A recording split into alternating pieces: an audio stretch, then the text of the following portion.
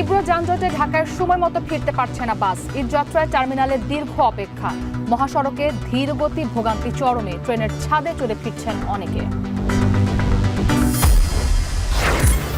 ঈদের আগে হাটে ২.৫-৩ লাখ টাকার পশু কেনার ক্রেতা কম। দুশ্চিন্তায় বড় গরুর ব্যাপারীরা। শেষ দিনে সারা দেশেই জমজমাট বেচা কেনা।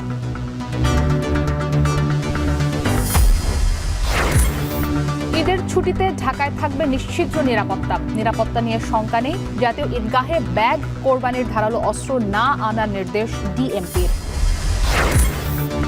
কোরবানির আগে রাজধানীর বাজারে বেড়েছে মশলার দাম। বেশিরভাগ সবজিতে স্বস্তি থাকলেও লেবু, টমেটোর দর বাড়তি।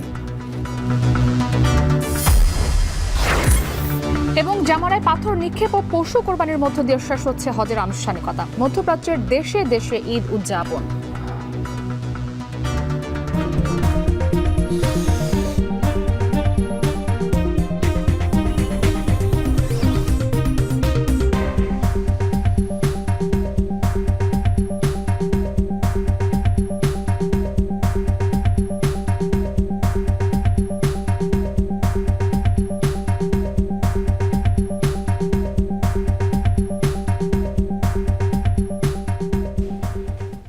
স্বাগত। এখন দুপুরে পুরো আয়োজন জুড়ে আপনাদের সাথে আছি আমি ইসরাত মুক্তি এবং আমি তন্ময় কুমার রায়। শুরুতেই ঈদে ঘরে ফেরার খবর।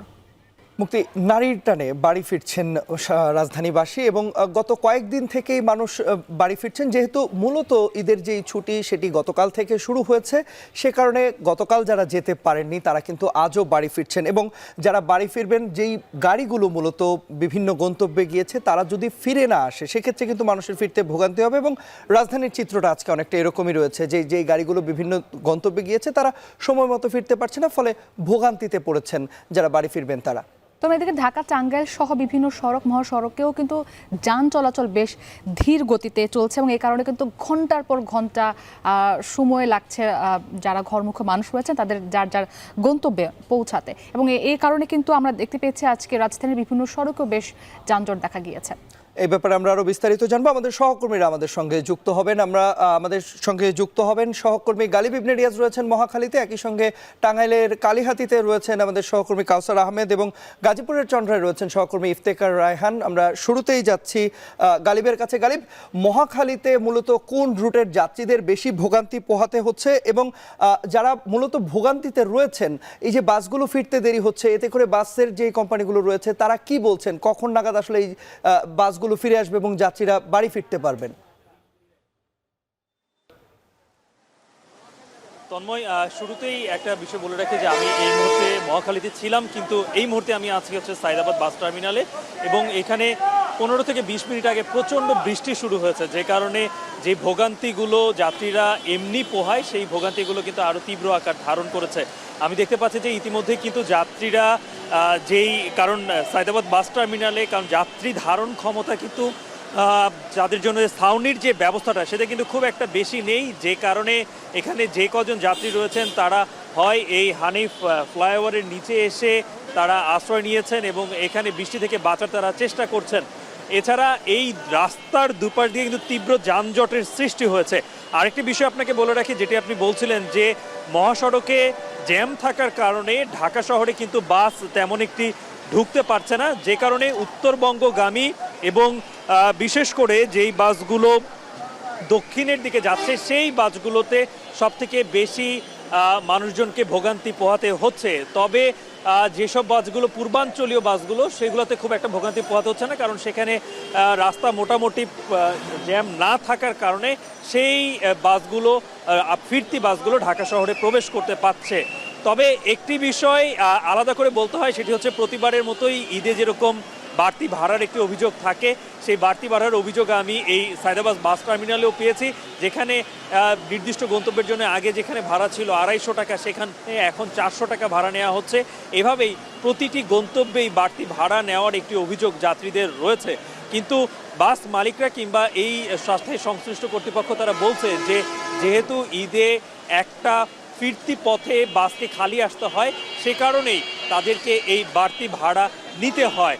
তবে তন্ময়, এই মুহূর্তে যে বৃষ্টিটা হচ্ছে সেই বৃষ্টির কারণে কিন্তু এখানে দুর্ভোগটা আরও বেশি যাত্রীদেরকে পোহাতে হচ্ছে। তো এই ছিল আমার কাছ থেকে সায়দাবাদ থেকে এই ঈদের একদম আগ মুহূর্তে যারা বাড়ি যাচ্ছেন তাদের সর্বশেষ তথ্য। এবারে আমরা যুক্ত হতে চাই আমাদের সহকর্মী কাউসার আহমেদের সাথে। তিনি আছেন টাঙ্গাইলের কালীহাতির পৌলি থেকে। কাউসার, উত্তরবঙ্গগামী যারা ঈদযাত্রার ভোগান্তিটা আসলে বরাবরের মতোই হয়ে থাকে, এইবারের চিত্রটাও একই রকমই। গতকাল থেকেও দেখা গেছে যে দীর্ঘ যানজটের সারি, আপনার পেছনে দেখতে পাচ্ছি গাড়ির একদম দীর্ঘ সারি রয়েছে। জানাবেন যে এই যানজট নিরসনে এখন পর্যন্ত কোনো ব্যবস্থা নেওয়া হয়েছে কিনা?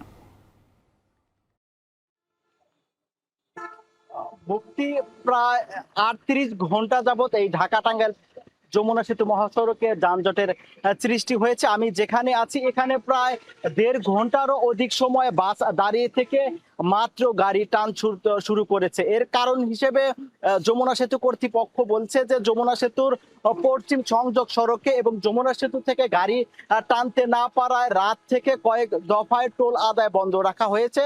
আর যে কারণেই এই টাঙ্গাইল প্রান্ত থেকে যানবাহনগুলো যমুনামুখী হতে পারেনি। আর এতে করেই আমার পেছনে অন্তত 30 কিলোমিটার এলাকায় যানজটের সৃষ্টি হয়েছে। আর এতে করে যারা ঘরমুখ মানুষ রয়েছেন তারা প্রচন্ড রোদ ও ব্যবসা গরমে তাদের খুব কষ্ট হচ্ছে। অনেকেই অসুস্থ হয়ে পড়েছেন। যারা শিশু এবং বৃদ্ধ রয়েছেন তাদের ভোগান্তিটা কয়েক গুণ বেশি। আমরা লক্ষ্য করেছি যে এই মহাসড়কে দিয়ে কেউ কেউ 12 থেকে 13 ঘন্টা এই যানজটে আটকে থেকে পরবর্তীতে তারা ঢাকায়ও চলে গিয়েছেন। কেউ কেউ তারা বলছেন যে তারা 12 থেকে 13 ঘন্টায় টাঙ্গাইল এসেছেন আর রংপুর যেতে তাদের রাত পারি হবে বলে তারা পুনরায় তারা ঢাকায় গিয়েছে। আর এখানে যানজটের আরো অন্যতম কারণ হচ্ছে এই মহাসড়কে অতিরিক্ত যানবাহনের চাপ রয়েছে। স্বাভাবিক সময়ে যমুনা সেতুতে 18 থেকে 20 হাজার যানবাহন পারাপার হয়ে থাকে। ঈদকে ঘিরে এই যানবাহনের চাপ বেড়েছে প্রায় 3 গুণেরও অধিক। এই বাড়তি চাপ যমুনা সেতু সামাল দিতে না পারায় ধীরগতি থেকে যানজটের সৃষ্টি হয়েছে। আর এছাড়াও আমার সামনে এলেঙ্গা বাস স্ট্যান্ডে এর দুই পাশে 4টি লিং রোড রয়েছে। আর এছাড়াও এলেঙ্গা বাস স্ট্যান্ড এলাকায় কোনো ফুট ওভারব্রিজ না থাকায় মানুষ চলাচল করছে মহাসড়কের উপর দিয়ে। আর এতে করে কিন্তু যানজট হচ্ছে। আর এই মহাসড়কে আমরা গতকাল থেকে বলছিলাম যে গণপরিবহনের ব্যাপক সংকট রয়েছে। এতে করে মানুষ জীবনের ঝুঁকি নিয়ে খোলা ট্রাক ও পিকআপে যাচ্ছেন। আর তো এই ছিল আমার কাছে সবশেষ তথ্য। মুক্তি। দর্শক, এবার আমরা গাজীপুরের কি চিত্র রয়েছে সেই চিত্র আপনাদেরকে জানাবো। সহকর্মী ইফতেখার রায়হান যুক্ত আছেন। ইফতেখার, জানাবেন যে গাজীপুরে এই মুহূর্তে চিত্রটা কেমন রয়েছে সড়ক মহাসড়কের, এবং একই সঙ্গে যানবাহনের গতিটা বাড়লো কিনা আগের তুলনায়? তন্ময়, সেই সকাল থেকে আসলে একের পর এক আসলে দুর্ভোগের সংবাদই দিচ্ছিলাম আমরা। তবে এই মুহূর্তে যদি জানাই যে কিছুটা স্বস্তি ফিরেছে গাজীপুরের দুটি মহাসড়কে। এর মধ্যে গাজীপুরের যে ঢাকা ময়মনসিংহ মহাসড়কটি রয়েছে, অর্থাৎ রাজধানী থেকে যে বাসগুলো ছেড়ে আসে সেগুলো রাজধানী আব্দুল্লাহপুরের পর থেকে গাজীপুরের চান্দনা চৌরাস্তা পর্যন্ত একটি দীর্ঘ যানজট সৃষ্টি হয়েছিল, সেটি এখন একেবারেই নেই। অর্থাৎ রাজধানী থেকে ছেড়ে আসা যানবাহনগুলো একেবারে নির্বিঘ্নে চান্দনা চৌরাস্তা পার হয়ে ময়মনসিংহ অঞ্চলের দিকে যেতে পারছেন। বলা যায় যে ওই মহাসড়কে এখন একেবারেই স্বস্তির যাত্রা হচ্ছে। এবং তবে গাজীপুরের যে ঢাকা টাঙ্গাইল মহাসড়কটি রয়েছে সেই ঢাকা টাঙ্গাইল মহাসড়কের চন্দ্রা এলাকায় এখন যানবাহনের জটলা রয়েছে।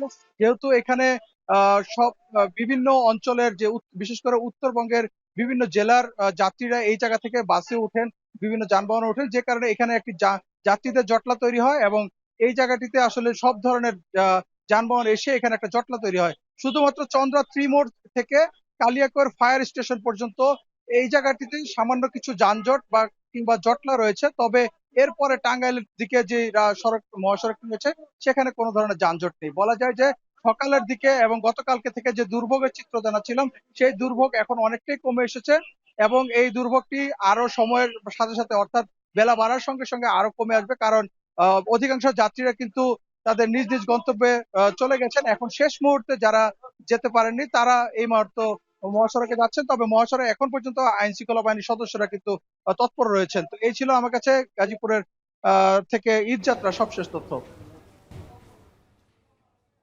রাজধানীর সড়কগুলোতে বেড়েছে ঘরমুখ মানুষের ভিড় এবং দীর্ঘ যানজটেরও সৃষ্টি হয়েছে। সে খবর জানাতে আমাদের সঙ্গে যুক্ত ছিলেন আমাদের সহকর্মীরা। তন্ময়, আগামীকাল পবিত্র ঈদুল আজহা এবং ইতিমধ্যেই কিন্তু হাটগুলো প্রায় খালি হতে শুরু করেছে, কারণ সবাই যারা কোরবানির নিয়ত করেছেন তারা প্রত্যেকেই কিন্তু তাদের সামর্থ্য অনুযায়ী পছন্দের যে পশুটি অনেকেই কিনে ফেলেছেন এবং অনেকে আজ শেষ দিনও কিন্তু তাদের পছন্দের পশুটি কিনে বাড়িতে ফিরছেন। এবং যেটি বলছিলেন আপনি যে পছন্দের পশু নিয়ে বাড়ি ফিরছেন, সেক্ষেত্রে যেটি আমরা গতকালকেও এই চিত্র দেখেছি এবং আজকের চিত্রটা অনেকটা এরকম যে ছোট এবং মাঝারি আকৃতির যে গরুগুলো রয়েছে সেই গরুগুলোর চাহিদা বেশ বাজারে ভালো রয়েছে। তবে 2.5 লাখ বা 3 লাখ টাকা দামের যে গরুগুলো রয়েছে, অর্থাৎ যেগুলোকে আমরা বড় গরু বলছি, সেগুলোর চাহিদা বাজারে হয়তো কিছুটা কম রয়েছে। বিস্তারিত জেনে নিতে চাই, আমাদের সঙ্গে যুক্ত হবেন গাবতলী পশুর হাট থেকে সহকর্মী সিউল আহমেদ এবং একই সঙ্গে আমাদের সঙ্গে কিশোরগঞ্জের ইছাগঞ্জ থেকে যুক্ত হবেন সহকর্মী মশিউর কায়েস। আমরা শুরুতেই যাচ্ছি সিউলের কাছে। সিউল, আমরা বলছিলাম যে বড় সাইজের গরুর ক্রেতা খুব একটা বেশি মিলছে না, বাজারের চিত্রটা আসলে কেমন দেখছেন এই মুহূর্তে গাবতলীতে, বিস্তারিত জানাবেন আমাদের।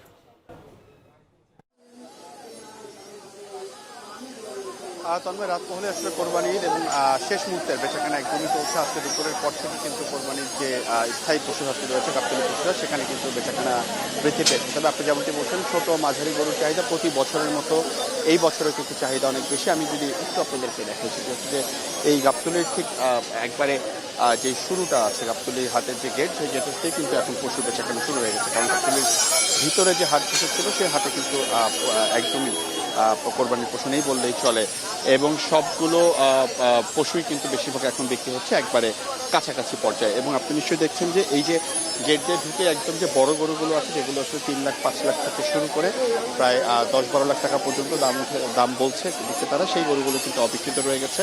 এবং আর ছোট এবং মাঝারি গরুর যে চাহিদা, সেটি বরাবরের মতো এই বছরও কিন্তু আমরা অনেক বেশি দেখতে পাচ্ছি। এবং সকলেই আসলে এই দাম নিয়ে বিক্রেতারা খুশি।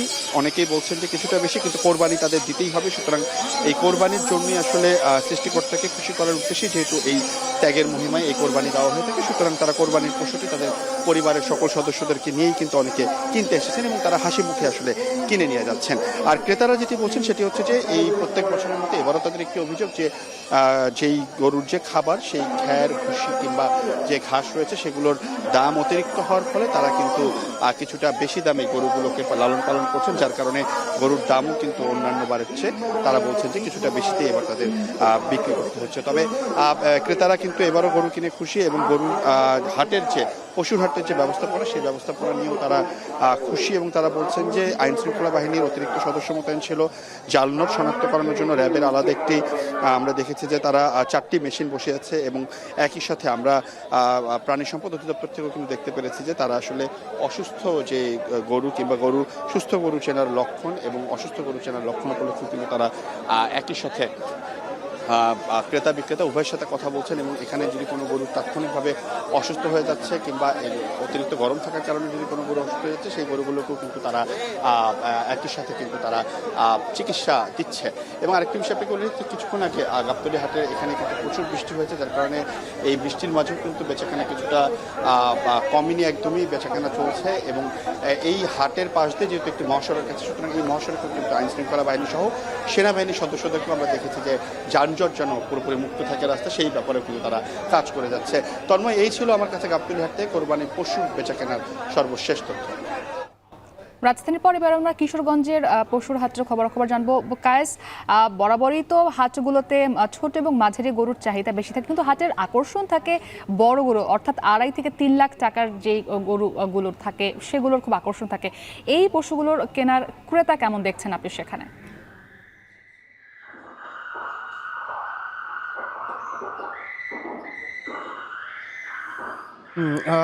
রাত্রি আমি কিশোরগঞ্জের সকাল থেকে যে চিত্রটা দেখছি, যে এখানে আসলে কিশোরগঞ্জের একেবারেই সকাল থেকে কিন্তু হাটগুলোতে ক্রেতা এবং বিক্রেতাদের একেবারে শেষ দিকের আসলে ব্যস্ততা চলছে। এবং সেই ব্যস্ততার মধ্যে যে বিষয়টি লক্ষ্য করা গেছে যে গত কয়েকদিনের তুলনায় আজকে সকাল থেকে দামটা কিঞ্চিত বেশি মনে হচ্ছে, এবং ক্রেতারাও সেই অভিযোগটা করছে। এবং বিক্রেতারা বলছে যে একেবারেই শেষ দিকের আসলে তারা কিন্তু মরণ কামড় দেওয়ার জন্য বসে আছেন। তারা এরকম বিষয়টি বলছে যে একেবারেই শেষ দিকে তারা যে সারা বছর যে লালন পালন করেছেন এখনো পর্যন্ত আশানুরূপ তারা কিন্তু দাম পাচ্ছেন না, সেজন্য কিন্তু তারা বসে আছেন এবং তারা অপেক্ষা করছেন যে বিকেল সন্ধ্যা কিংবা মাঝরাত পর্যন্ত কিন্তু এখানে বেচা বিক্রি চলবে, যে তারা আসলে মূলত তাদের যে সারা বছর যে লালন পালন করেছে গরুগুলো সেগুলো সর্বোচ্চ দামই কিন্তু আসলে এখান থেকে বিক্রি করতে চাচ্ছে। তবে এখানে বড় গরুগুলোর যে চাহিদাগুলো সেগুলো আমরা দেখতে পাচ্ছি যে বেশ কয়েকদিন যাবৎ বড় গরুগুলো কিন্তু এখনো পর্যন্ত তারা আশানুরূপ বিক্রি করতে পারছে না। কিছু কিছু বিক্রি হয়েছে, যেটি আমি যদি বলি যে সর্বোচ্চ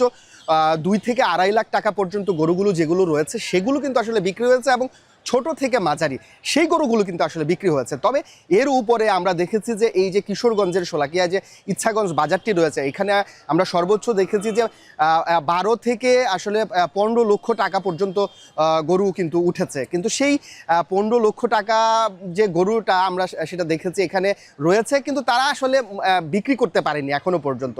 তো এরকম বড় গরুর চাহিদাটা এখানে তুলনামূলক কম। প্রথম দিকে আরও প্রচুর বড় গরু ছিল, সেগুলো কিন্তু আসলে আমরা দেখেছি যে ব্যাপারীরা এখান থেকে দেশের বিভিন্ন হাটে নিয়ে গেছে। আমি যদি একটু তথ্য জানিয়ে রাখতে চাই, কিশোরগঞ্জে এবার যে পরিমাণ আসলে গরু লালন পালন হয়েছে সেটি কিন্তু প্রাণী সম্পদ অধিদপ্তর বলছে যে চাহিদার তুলনায় অনেকাংশই কিন্তু বেশি, এবং আমরা তাদের প্রাণী সম্পদ অধিদপ্তরের তথ্য মতে আমরা যদি একটু বলতে চাই যে এখানে প্রায় 2 লক্ষ পশু কিন্তু আসলে প্রস্তুত করা হয়েছে এই কিশোরগঞ্জ জেলায় কোরবানির জন্য। সেখান থেকে কিন্তু 1,80,000 অল্প কিছু গরুর কিন্তু চাহিদা রয়েছে কিশোরগঞ্জে। সেই চাহিদা মিটিয়েও কিন্তু যে গরুগুলো বাহিরে গিয়েছে বিভিন্ন অঞ্চলে সেখানে বিক্রি হচ্ছে, এবং সেই সাথে কিন্তু আসলে বড় গরুগুলো বাহিরে যাচ্ছে। তো মুক্তি এই ছিল আমার কাছে কিশোরগঞ্জের ইচ্ছাগঞ্জ বাজার থেকে সর্বশেষ কোরবানির প্রস্তুতির তথ্য। কোনো নিরাপত্তা ঝুঁকি নেই জাতীয় ঈদগাহ মাঠের, তবে রাজধানীর নিশ্চিদ্র নিরাপত্তা নিশ্চিত করতে গোয়েন্দা নজরদারির পাশাপাশি মাঠে থাকবে র্যাব, পুলিশ ও যৌথ বাহিনীর সদস্যরা। তবুও কোনো সমস্যা হলে কাছের থানাকে জানাতে আহ্বান জানিয়েছেন স্বরাষ্ট্র উপদেষ্টা। থানা মামলা না নিতে চাইলে কঠোর ব্যবস্থা নেওয়ারও হুঁশিয়ারি দেন তিনি। আরিফ হোসেনের প্রতিবেদন। কোরবানির ঈদ ঘিরে রাজধানীর নিরাপত্তা নিশ্চিতে তৎপর আইনশৃঙ্খলা বাহিনী। ফাঁকা ঢাকার নিরাপত্তা নিশ্চিতে মাঠে থাকবে ডগ স্কোয়াড ও পুলিশের 500 টহল টিম। এরই মধ্যে ঈদ জামাতের সব প্রস্তুতি শেষ হয়েছে। সকালে জাতীয় ঈদগাহ পরিদর্শন করেন ডিএমপি কমিশনার, জানান ঈদগাহ মাঠের নিরাপত্তার ঝুঁকি নেই। জাতীয় ঈদগাহ ময়দানে ঈদের জামাত উপলক্ষে পর্যাপ্ত নিরাপত্তা ব্যবস্থা গ্রহণ করা হয়েছে। জাতীয় ঈদগাহ ময়দান ও আশেপাশে এলাকায় ইতিমধ্যে সিসি ক্যামেরা স্থাপন করা হয়েছে এবং ঈদগাহ ময়দানে স্থাপিত অস্থায়ী পুলিশ কন্ট্রোল রুম থেকে নিরাপত্তা ব্যবস্থা সার্বক্ষণিকভাবে পর্যবেক্ষণ করা হচ্ছে। ডিএমপির সোয়াট ও বোম ডিসপোজেবল ইউনিট সার্বক্ষণিক প্রস্তুত থাকবে। কিছু পাওয়া গেলে এটি আপনারা করবেন না, তাৎক্ষণিকভাবে পুলিশের বোম ডিসপোজাল টিমকে খবর দিবে। পুলিশের পাশাপাশি মাঠে থাকবে র্যাব। র্যাবের মিডিয়া উইং প্রধান বলেন, সারা দেশে অপরাধীদের শনাক্ত করতে গোয়েন্দা নজরদারি বাড়ানো হয়েছে। সার্বিক নিরাপত্তা নিশ্চিত করতে র্যাব দেশব্যাপী গোয়েন্দা নজরদারি বৃদ্ধি করেছে। সারা দেশব্যাপী তালিকাভুক্ত ঈদ জামাতের যে স্থানগুলো আছে, যেগুলো বড় বড় এবং উল্লেখিত ঈদ জামাত, প্রত্যেকটিতেই নিরাপত্তা ব্যবস্থা জোরদার করা হয়েছে। রাজধানী ঢাকা সহ সারা দেশে ঈদের ছুটিতে যাওয়া মানুষের বাসস্থান, কর্মস্থল, শপিং মল সহ অন্যান্য সবগুলো স্থানে চুরি ও ডাকাতি প্রতিরোধে র্যাবের নজরদারি ও টহল বৃদ্ধি করা হয়েছে। এদিকে জাতীয় ঈদগাহ ময়দান পরিদর্শন করে নিরাপত্তা পরিস্থিতির খোঁজখবর নেন স্বরাষ্ট্র উপদেষ্টা। নিরাপত্তা নিশ্চিতে সব ধরনের প্রস্তুতি রয়েছে বলে জানান তিনি। পর্যাপ্ত নিরাপত্তা ব্যবস্থা নেওয়া হয়েছে, প্রায় 500 পেট্রোল রাখা হচ্ছে, অলি গলি সব জায়গায় কভার করা হচ্ছে। যদি কোথাও কোনো ধরনের কোনো ইনফরমেশন পান আপনারা নিকটবর্তী থানার সাথে সাথে জানাবেন, আমরা অবশ্যই ব্যবস্থা নিব। যদি কোথাও মামলা না নেয় তাদের ক্ষেত্রে ব্যবস্থা নেওয়া হবে। নিরাপত্তা বিঘ্নিত করে আইনের ফাঁক দিয়ে কেউ পার পাবে না বলে হুঁশিয়ারি দেন স্বরাষ্ট্র উপদেষ্টা। আমরা পুরাটা এখনো কভার করতে পারিনি। আরিফ হোসেন, এখন ঢাকা। চট্টগ্রাম নগরীতে প্রতিদিন কোরবানির পশুর হাট থেকে প্রায় 1000 টন বর্জ্য তৈরি হচ্ছে। বর্জ্য ব্যবস্থাপনা যথাযথ না হওয়ায় যার স্থান হচ্ছে ড্রেন, নালা আর রাস্তা। এতে পানি চলাচলে বিঘ্নতা সৃষ্টির পাশাপাশি দূষিত হচ্ছে পরিবেশ।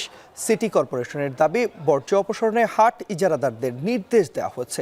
অমান্য করলে আর্থিক জরিমানার পাশাপাশি প্রয়োজনীয় ব্যবস্থা গ্রহণ করা হবে বলেও জানিয়েছে তারা। কাজী মাহফুজের প্রতিবেদনে দেখুন বিস্তারিত।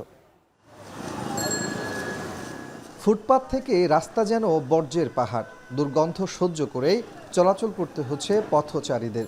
এ দৃশ্য চট্টগ্রাম নগরীর সাগরিকা রাস্তার মোড়ের। কোরবানির পশুর হাটের বর্জ্য নিয়মিত পরিষ্কার না করায় এমন অবস্থার সৃষ্টি। একই অবস্থা নগরীর অন্যান্য পশুর হাটগুলোতেও। চট্টগ্রাম নগরীতে এবছর স্থায়ী অস্থায়ী মিলে 13টি পশুর হাটের অনুমোদন দিয়েছে সিটি কর্পোরেশন। এর বাইরে নগরীর বিভিন্ন অলিগলিতে শতাধিক ছোট ছোট পশুর হাট বসেছে। এসব হাটের বর্জ্য ইজারাদারদের নিজস্ব ব্যবস্থাপনায় সরানোর নির্দেশনা থাকলেও মানছেন না কেউই। এ কারণে হাটের এসব বর্জ্য ড্রেন নালায় পড়ে পানি চলাচলে বাধা তৈরি হচ্ছে। এছাড়া রাস্তার মধ্যে এসব বর্জ্য ফেলায় ভোগান্তিতে পড়ছেন পথচারীরা। ছড়াচ্ছে দুর্গন্ধ, নষ্ট হচ্ছে পরিবেশ। অনেক বর্জ্য হয়ে গেছে এখন, মানে বিস্তর, মানে হাঁটা জানা। রাস্তার পাশে পাশে মানে জমিয়ে রাখে, তো এখন এই আমাদের পাবলিক হাউসে হাঁটা চলা করার জন্য তো একটু সমস্যা হচ্ছে। তো রাস্তায় প্রচুর এখন আছে, একটু ময়লা আছে, এগুলো দ্রুত পরিষ্কার করলে তাহলে মানুষের কষ্টটা কমে যাবে। এদিকে সিটি কর্পোরেশনের দাবি, কোরবানির হাটের ময়লা অপসারণে ইজারাদারদের নির্দেশনা দেওয়া হয়েছে। নির্দেশনা না মানলে আর্থিক জরিমানার পাশাপাশি প্রয়োজনীয় ব্যবস্থা নেওয়া হবে। এদিকে ইজারাদাররা বলছেন, বৃষ্টির কারণে ময়লা পরিষ্কারে কিছুটা বেগ পেতে হচ্ছে। ধারাবাহিকভাবে বৃষ্টি হচ্ছে, তো এগুলো করতে তো এখানে লোকবল, তারপরে বাজারের মানুষ বেশি, যার কারণে হয়তো একটু হয়েছে আর কি। বাজার শেষ হওয়ার পরে আমরা পরিষ্কার রাখার চেষ্টা করব। যদি ওরা একদিনের মধ্যে না করে তাহলে হয়তো ওদের ইজারার কিছু টাকা তো আমাদের কাছে থাকবে, তো ওনাদেরকে আমি অথরিটির সাথে কথা বলবো, যদি ওরা পরিষ্কার না করে ওইটার যদি কোনো ড্যামারেজ করার সিস্টেম থাকে তাহলে ড্যামারেজ করাবো, সো দ্যাট ভবিষ্যতের জন্য সবাই অ্যালার্ট হয়।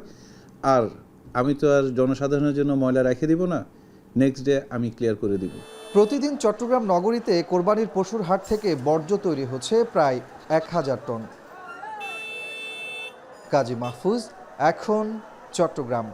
হজের তৃতীয় দিনের আনুষ্ঠানিকতায় বড় জামারায় 7টি কঙ্কর নিক্ষেপ করছেন হাজিরা। মিনায় পশু কোরবানি ও মাথা মুন্ডনে ব্যস্ত লাখ লাখ হজযাত্রী। ধারাবাহিকতা রক্ষা শেষে মক্কায় ফিরে আবারও তাওয়াফ করবেন ধর্মপ্রাণ মুসল্লিরা। এদিকে অনুমোদনহীন হজযাত্রীদের আটকে দেওয়ায় তাপপ্রবাহে আক্রান্তের হার কমেছে 90%। নাফি আরমান মামুনের প্রতিবেদন। তৃতীয় দিনের মতো চলছে হজের আনুষ্ঠানিকতা। লাখ লাখ হাজির ঢল এখন মিনায়। মুজদালিফায় খোলা আকাশের নিচে রাত্রিযাপন শেষে 10 জিলহজ হাজিদের গন্তব্য মরুময় এই উপত্যকা। ফজরের নামাজ শেষে মিনায় পৌঁছে বড় জামারায় নিক্ষেপ করা হচ্ছে 7টি কঙ্কর, যা সংগ্রহ করা হয় বৃহস্পতিবারই।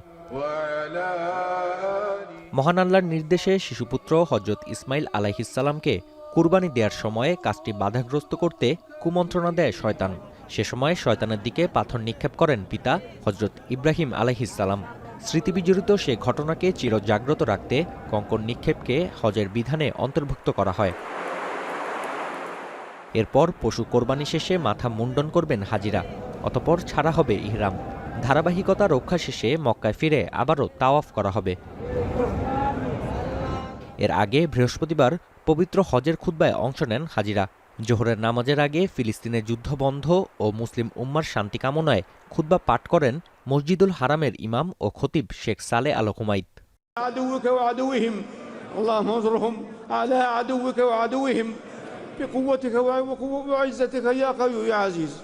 إحساس وشعور لا يوصف، سبحان الله، كأني يعني الملائكة لابسة الواحد في جسمه والواحد مش حاسس بحاجة.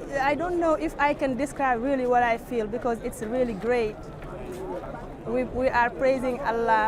حين تأتيها تشعر أنك في أماكن مقدسة، تشعر بروحانيات عالية، تشعر أنك في أماكن فعلا بها حاجا।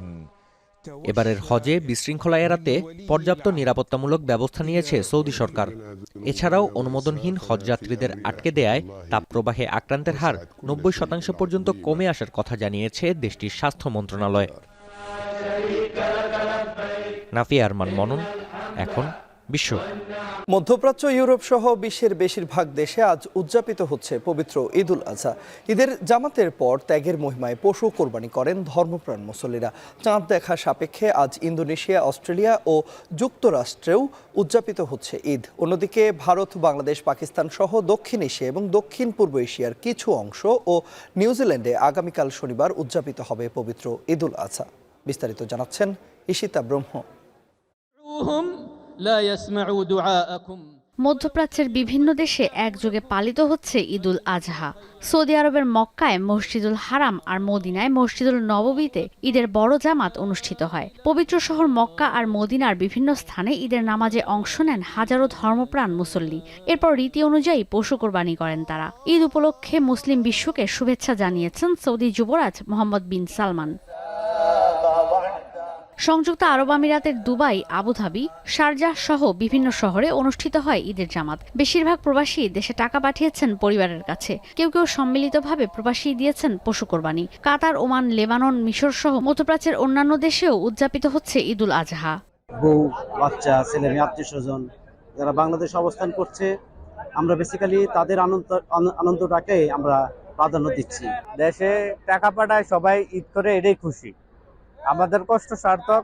বিশ্বের সবচেয়ে বড় মুসলিম সংখ্যাগরিষ্ঠ দেশ ইন্দোনেশিয়াতেও উদযাপিত হচ্ছে পবিত্র ঈদ। মসজিদে মসজিদে ঈদের জামাতে অংশ নিয়ে রীতি অনুযায়ী মুসল্লিরা দিয়েছেন পশু কোরবানি। তবে দেশের অর্থনৈতিক পরিস্থিতির কারণে গতবারের তুলনায় এবারের ঈদে পশু কোরবানি হয়েছে তুলনামূলক কম।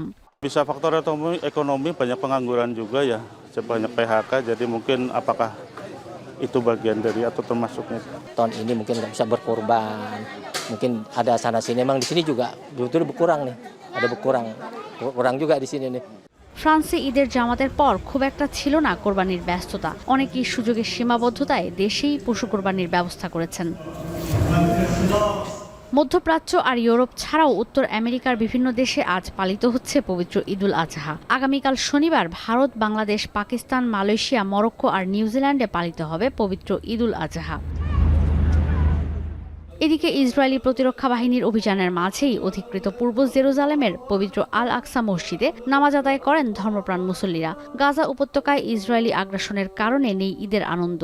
পরিবার থেকে বিচ্ছিন্ন হয়ে অনেকেরই ম্লান হয়ে গেছে ঈদ আনন্দ। ঈশিতা ব্রহ্ম, এখন বিশ্ব। সৌদি আরবের সাথে মিল রেখে দেশের বিভিন্ন স্থানে পবিত্র ঈদ উল আজহা উদযাপিত হচ্ছে। এ সময় ঈদের নামাজে দেশ ও জাতির কল্যাণ কামনায় মোনাজাত করা হয়। চাঁদপুরের 4টি উপজেলার প্রায় 40টি গ্রামে ঈদ উল আজহা উদযাপিত হচ্ছে। সকাল 8টায় ঈদের প্রধান জামায়াত অনুষ্ঠিত হয় সাদরা দরবার শরীফ প্রাঙ্গণে। এ সময় দেশ ও জাতির কল্যাণ কামনায় মোনাজাত করা হয়। এছাড়া দিনাজপুরের ফুলতলা, ইসলামবাগ উপশহর, বিরামপুরের বিনাইল, আয়রা বাজার জামে মসজিদ সহ 44টি স্থানে ঈদ উল আজহার নামাজ আদায় করেন মুসল্লিরা। পরে পশু কোরবানি করা হয়। এদিকে মৌলভীবাজারেও সৌদি আরবের সাথে মিল রেখে ঈদ উদযাপন করছেন মুসল্লিরা। শহরের সার্কিট হাউস এলাকার আহমেদ শাবিস্তা নামক বাসায় ঈদের জামাত অনুষ্ঠিত হয়। এছাড়া নারায়ণগঞ্জ, পটুয়াখালী ও চাঁপাইনবাবগঞ্জের বেশ কিছু এলাকায় ঈদ উল আজহা উদযাপিত হয়েছে।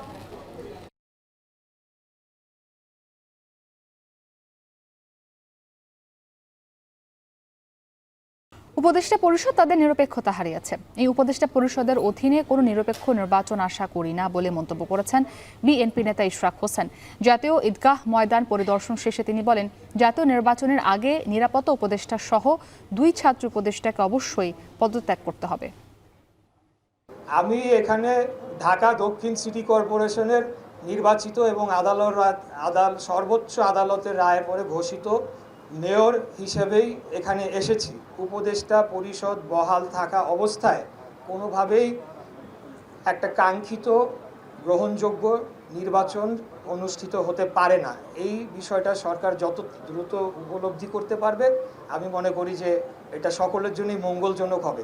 ঈদের দিন সিটি কর্পোরেশনকে সহায়তা করতে প্রতিটি এলাকায় এনসিপির একটি টিম থাকবে বলে জানিয়েছেন দলটির ঢাকা মহানগর উত্তরের মুখ্য সমন্বয়ক আকরাম হোসেন।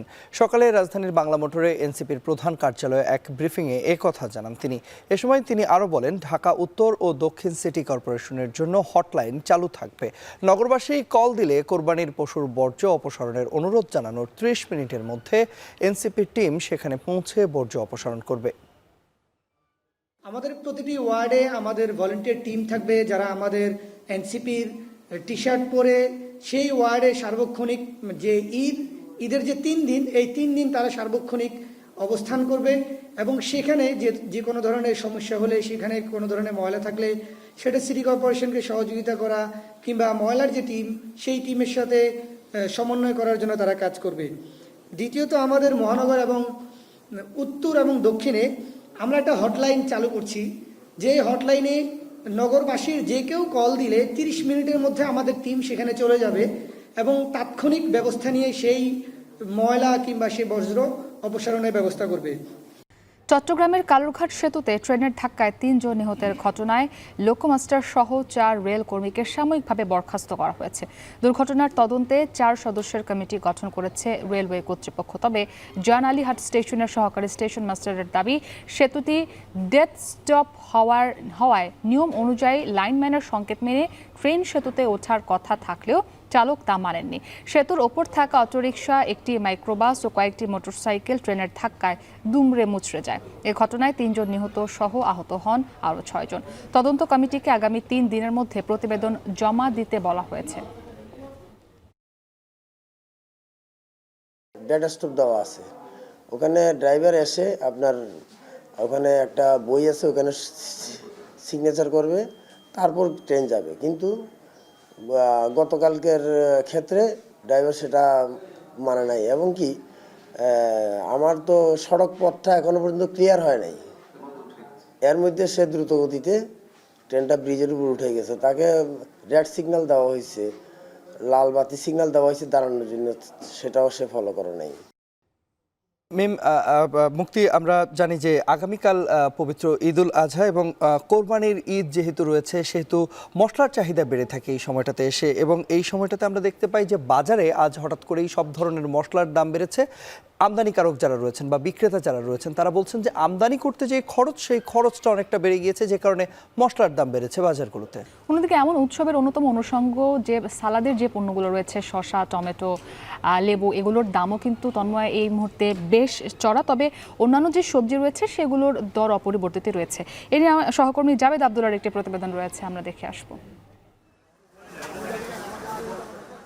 ঈদুল আজহার আগে রাজধানীর বাজারে বেড়েছে মশলা জাতীয় পণ্যের বিক্রি। গত কয়েকদিনের তুলনায় কিছুটা বেড়েছে দাম। আর ওই যে আপনার গোলমরিচ, এগুলো মনে করেন 600-800 এরকম অনেক দাম, সব কিছু দাম বেশি, মশলা অনেক দাম, অনেক অনেক। আমরা পরিমাণে যেটুকু আগে যা লাগতো তার চেয়ে অনেক কমে কিনছি আর কি। মশলা রেগুলার আমি আসলে কিনি না, ঈদের বাজার হিসাবে কিনলাম কিছু, কারণ গরুর মাংস টাংস রান্না করতে মশলার প্রয়োজন হয়। তো নর্মালি এর আগে যেরকম করছি সেই তুলনায় আমার কাছে মনে হচ্ছে একটু মশলার দামটা একটু বেশি। বিক্রেতাদের দাবি, মশলার দাম বাড়িয়েছে সিন্ডিকেট বা আমদানিকারকেরা। সেই প্রভাব পড়েছে মশলার বাজারে।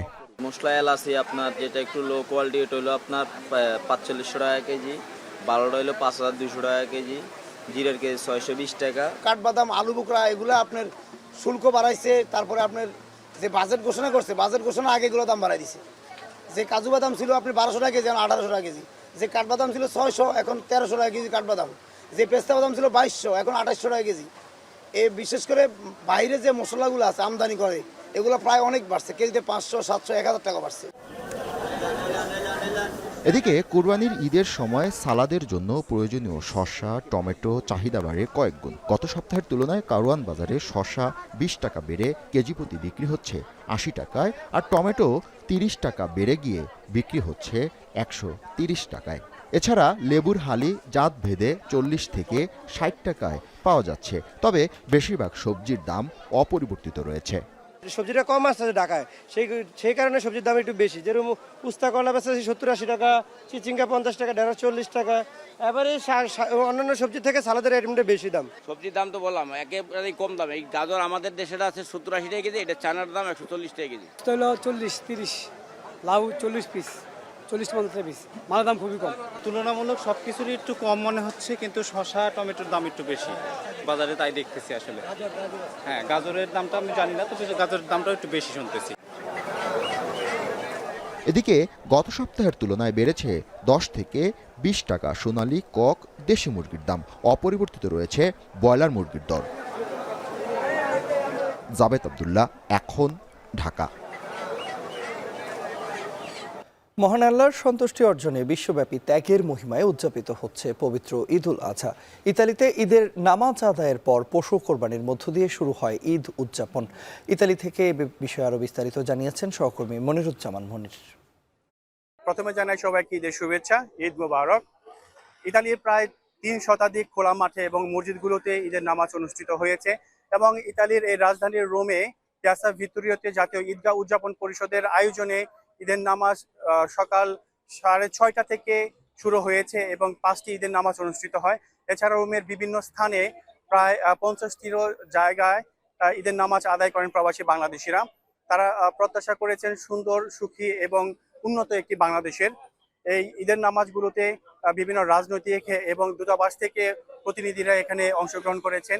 প্রবাসী বাংলাদেশিরা তাদের কথা জানিয়েছেন। তারা বলেছেন যে এই এত আনন্দের মধ্যেও তাদের ভিতরে রয়েছে কিছু বেদনা, কারণ এই খুশির দিনে প্রবাসে থাকা অবস্থায় বাংলাদেশে রেখে আসা তার পরিজন বা আত্মীয়দের কথা মনে পড়েছেন এবং তাদের কথাও স্মৃতিচারণ করেছেন আমাদের কাছে।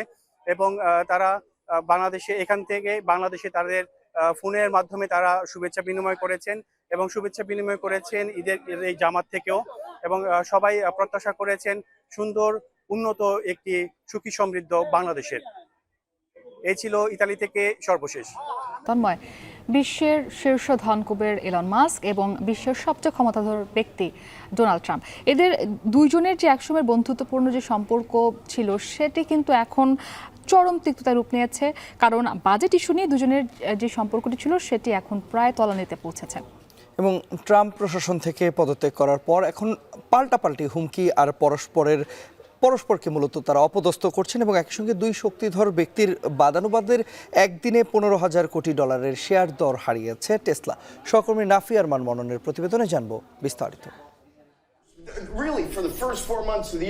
বিশেষ মানুষের জন্য বিশেষ উপহার। ডজ প্রধানের পদ ছাড়ার দিন ইলন মাস্কের হাতে স্বর্ণের চাবি তুলে দেওয়ার সময় এই কথাই জানান মার্কিন প্রেসিডেন্ট ডোনাল্ড ট্রাম্প। অথচ 5 দিন পর পরিস্থিতি ঠিক উল্টো।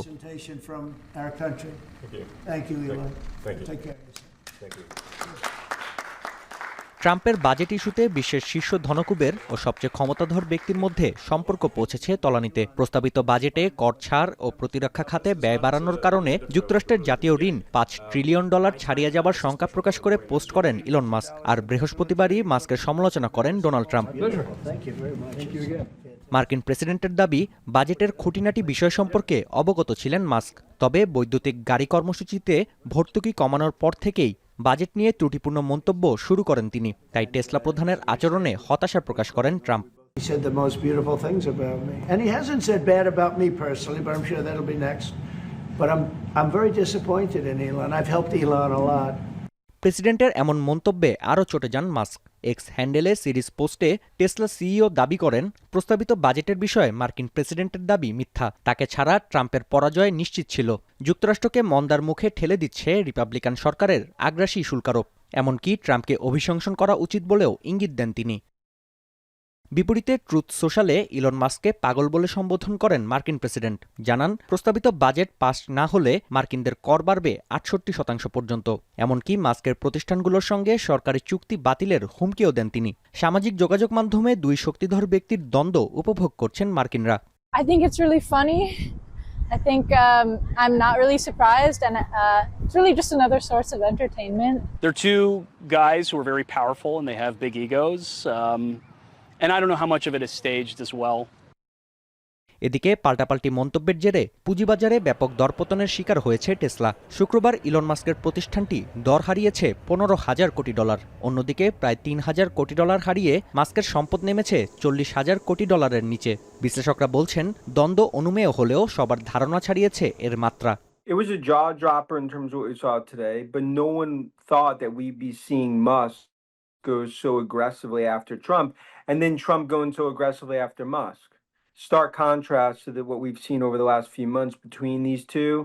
The fears is that this could sort of spiral into something much worse between Musk and Trump. In huge explosions. রয়টার্সের প্রতিবেদন বলছে, বর্তমান বাদানুবাদে বাতিল হতে পারে স্পেসএক্সের $2,200 কোটি সরকারি চুক্তি। নাফি আরমান মনন, এখন বিশ্ব। এরই মধ্যে দিয়ে চলে এলাম এখন দুপুরের একেবারে শেষ প্রান্তে। যাবার আগে শিরোনামগুলো আরো একবার। তীব্র যানজটে ঢাকার সময় মতো ফিরতে পারছে না বাস। ঈদযাত্রা টার্মিনালে দীর্ঘ অপেক্ষা, মহাসড়কে ধীর গতি, ভোগান্তি চরমে। ট্রেনের ছাদে চড়ে ফিরছেন অনেকে।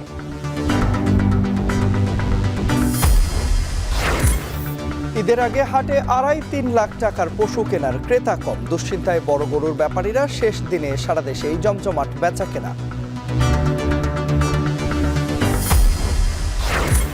ঈদের ছুটিতে ঢাকায় থাকবে নিশ্চিদ্র নিরাপত্তা। নিরাপত্তা নিয়ে শঙ্কা নেই। জাতীয় ঈদগাহে ব্যাগ, কোরবানির ধারালো অস্ত্র না আনার নির্দেশ ডিএমপির।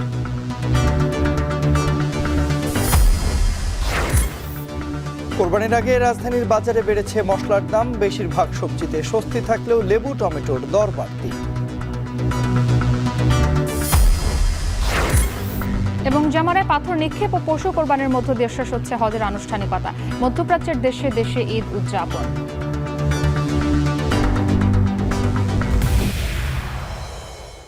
এই ছিল এখন দুপুরের আয়োজনে। সাথে থাকার জন্য ধন্যবাদ।